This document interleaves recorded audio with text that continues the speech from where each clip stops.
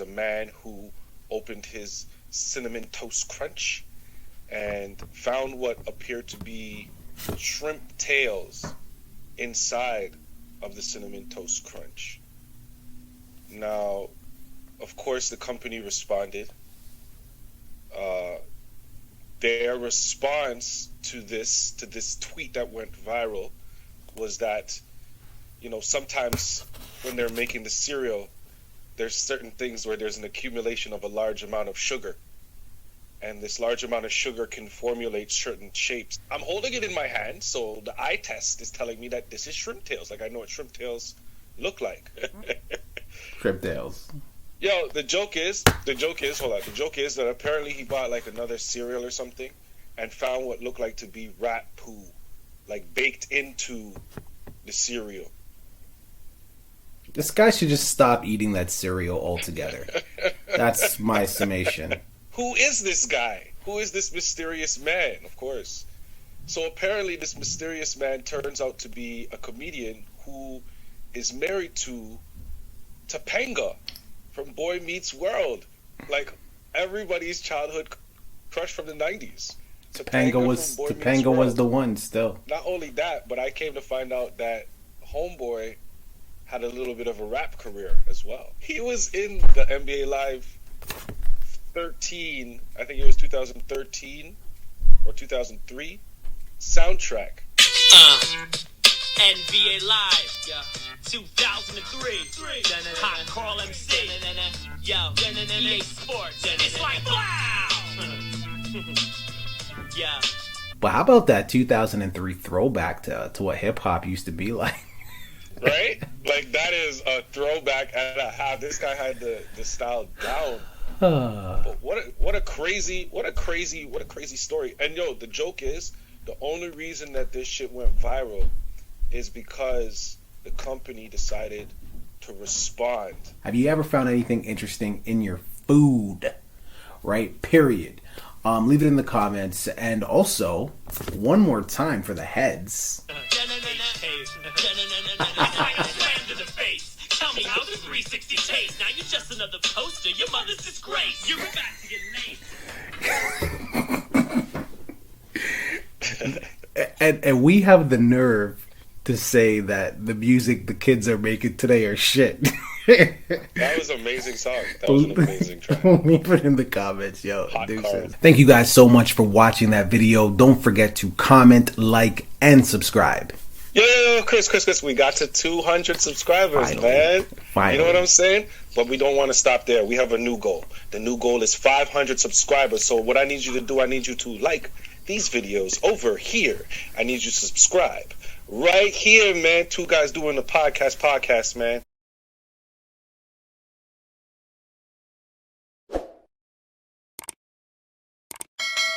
So apparently, pollution is making your dick smaller.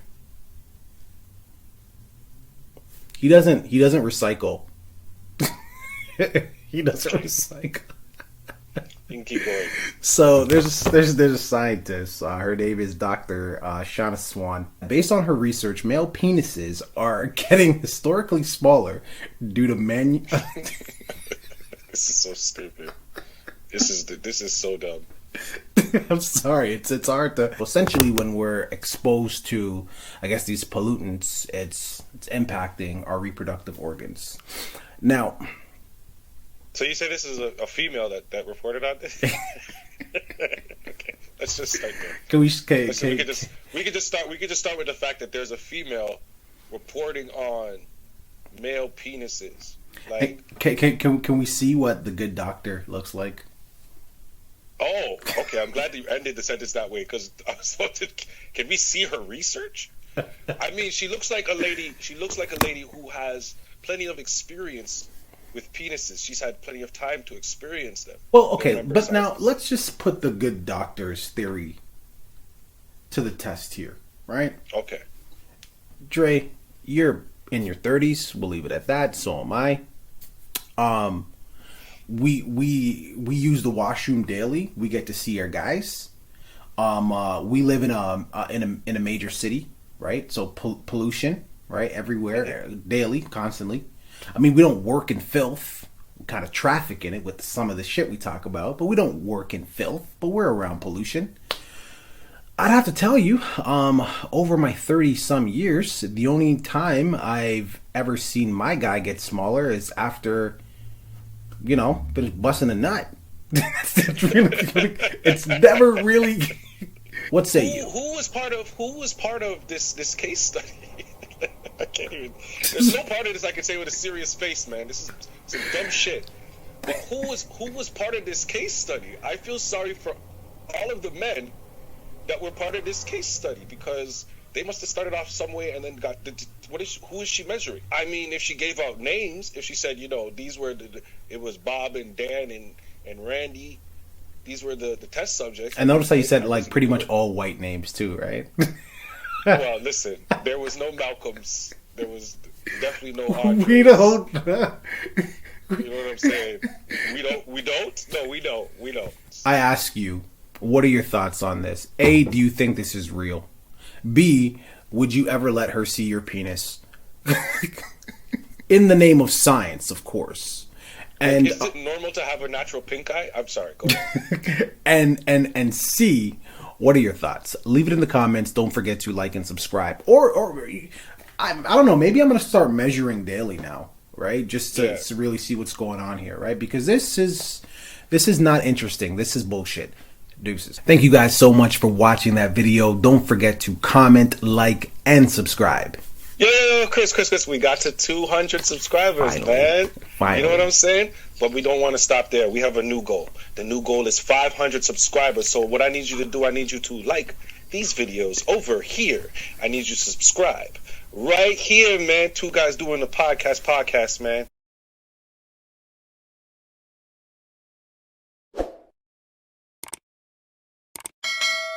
Going to Bali and unknowingly holding one of the most dangerous animals. Blue-ringed octopus, bro. The thing contains enough venom to kill 26 adult humans. And she was just handling it like it was like a little earthworm. Oh. Bro, wow. That's fucked up. But let me ask you a question. Are you an ocean person or are you afraid of the ocean? I admire it from a distance. So you're not. I love the ocean. I love to go. Love it too. I love to go swimming in the ocean. Yeah. Me too. I love that stuff. You just said you admire from, but this is why. Did you see the size of that thing?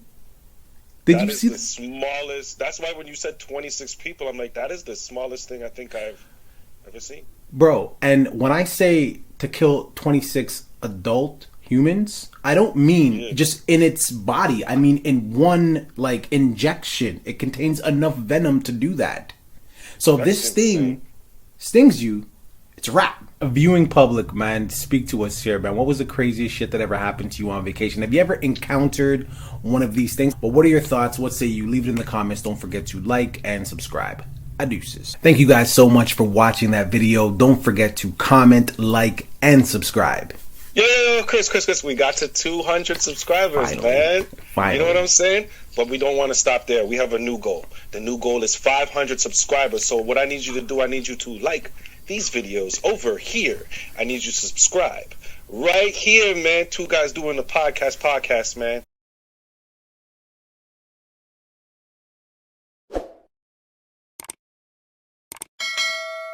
Joe Budden has suspended Rory and Mal.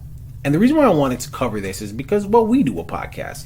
But their podcast started based on a friendship. These were a bunch of friends, and they said, let's do a podcast. And then the podcast turned into what it was. Even before Joe Budden suspended them, there was whispers that they weren't happy with how they were being compensated. Rory's been saying, yo, I want to fight you. And Joe's, I don't want to fight you. I don't want to fight my friends. And Rory's, well, what if we're not friends? What the fuck? Then Mal approaches him, and Mal says, well, who are you to say that this nigga can't come to the podcast and needs to take some time off? And then an argument ensues, and here we are. If their name is in the title of the show, doesn't that automatically give them the authority to suspend someone? Yes, I hear you. Joe Budden is on the one side, but without Rory and Mal, if it was possible to build it in this way, Joe Budden would have done it that way by himself. Right. You know what I mean? At the end of the day, whether he chose to do it because they were his friends and he just wanted to help them, or whether he felt like he needed them, is irrelevant, because all of them together is what made the podcast successful. Right. You know what I mean? Regardless of how it started off. So, do you think he has the authority to say, "Yo, you can't come in the next couple weeks"? It depends on the deal that they made. If they made a deal where, yo, this is the big boss and he's gonna do all the paperwork and take care of the business, and we're just here to show up for the show, then yeah. But here's the other thing. So, Joe Budden says, "Hey, you know, Rory, me and you are friends, but we barely talk. All we do is just work, and if we talk about work, and that's it." He's like, "I have no idea what's going on in your house. I don't know how your relationship is. I don't know anything about your personal life." And Rory's response to that was, "Well, why do you need to know anything? I come to work, I do my job, I do it well, and then I go home." The business started as with them being friends. Friends, right. And now it's like the friendship is taking a back seat, and it's just business. Like, who would say that to a friend? Yeah, that part I don't agree with for sure, because like you need to have that type of relationship somewhat to even have a discussion and have that rapport, right? Like, in order to build that, in order to keep it going, you have to become friends. Like, you have to talk to each other because you're going to be with each other every day. Pretty much. So if all you do is you just show up and just talk about the topics, there's not going to be any chemistry. It's not going to be a very good show. So I agree with Joe. So you agree with Joe on that part. Yeah. So let's take that part of it and then let's apply it to our podcast really quick. Let's just say that that's what our shit was. Dre, clock in, clock out, tomorrow same time. How long, but realistically here, and this is going to go back to the Joe Budden thing. How long do you think we could sustain a podcast? If all we did was this time talk, clock out, and I don't hear from you again. Yeah, that wouldn't work. That wouldn't work for me. That doesn't work for me, because you see, my problem is I suck at faking it. Right. I'm really shitty at faking it. Like, it's got to be authentic. I got to be able to speak my mind and say what I feel. And more importantly, I got to be able to say what I want to you and you not take it personally. And the only way that's possible is if we have that type of relationship to the point where we understand what it is. So bringing it back to, and that's a great point, and that's true. So if that's an agreeable, I don't want to say fact, but if that's an agreeable opinion, if that is what's happening at the Joe Budden podcast, where it's just clock in, clock out type of vibe, how long can this podcast really go on for? It can't, because we all know the type of person Joe Budden is and how Joe Budden speaks to people. And I'm pretty sure the way Joe Budden speaks to his friends is far more aggressive than the way he probably speaks to his enemies, because he loves his friends, and you speak worse to the people that you love. Exactly. Because you feel like you can say certain things, and you should be able to. So that's why it can't work if they don't think that they're friends, especially with the way this guy talks. Come on. It would be interesting if they come back, because obviously when and if they do come back, that's obviously going to be the very first thing that they address on that comeback episode. But I would have just been like, I personally would have preferred that you don't speak about it, and then if I choose to come back, we can have that conversation all together. And then if I don't choose to come back, you can have that exact same conversation. You can have that conversation with the audience. But this way, at least it could be like a beginning, a middle, and an ending. You can give the audience a conclusion. You know what I mean? So right now, it just, I don't know. Like, I got why he did it, but I also thought it was messy. So I know they're acting off emotions, but this is what everybody wants. Rory and Mal, they don't want to be part of the show because they feel like whatever, they're not getting compensated enough. That's whispers. We don't know. Joe Budden doesn't respect it. Well, he even said it in the thing that's how they felt, that they weren't getting compensated enough. But, you know, they don't feel whatever, so they don't want to be a part of it. So now they're not. And Joe Budden obviously feels like he's the big boss and that this show can operate without them, or else he wouldn't have suspended them in the first place. He clearly feels he can do the show without them. Viewing public, what are your thoughts here, man? If Rory and Mal do not return back to the Joe Budden podcast, you tuning in? Is it the same without Rory and Mal? Is it all good when it's just Joe? Do you think Joe overstepped? Do you think Joe even has the right to tell somebody who built the show from ground up, episode 1 with him, like, hey, yo, you can't come in? Is there any truth to them not being properly compensated? There's been whispers. Leave it in the comments, man. Don't forget to like and subscribe. Dre said he ain't coming in for the next few podcasts. I have nothing to do with that. All right? Deuces. Good luck. Thank you guys so much for watching that video. Don't forget to comment, like, and subscribe. Yo, Chris, we got to 200 subscribers, man. Finally. You know what I'm saying? But we don't want to stop there. We have a new goal. The new goal is 500 subscribers. So what I need you to do, I need you to like these videos over here. I need you to subscribe right here, man. Two guys doing the podcast, man.